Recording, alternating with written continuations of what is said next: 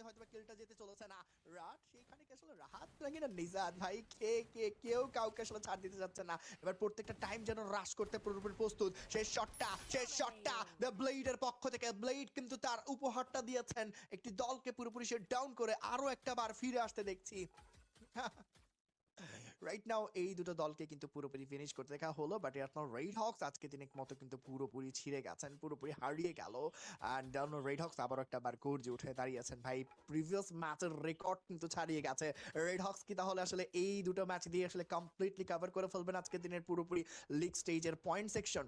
যদিও আসলে ভাই 18টা দল তো আছে ভাই, তাদের মধ্যে থেকে আসলে আপনাকে তো ব্যাক করতে হবে, কামব্যাকটা দিতে হবে। দ্য টিম বাংলা ইউনিটি 5টি কিল পয়েন্ট 5টি এলিমিনেশন যেন পুরোপুরি সিকিউর করেছেন, বাট টিম রেড হক্সের জার্নি এতটা যে সহজ নয় সেটা কিন্তু বোঝাই গিয়েছে। দ্য টিম রেড হক্স এইবার রাহাত কিন্তু পুরোপুরি বাঁচাতে চলে যাবেন, ব্লেডকে হারাতে হয়েছে।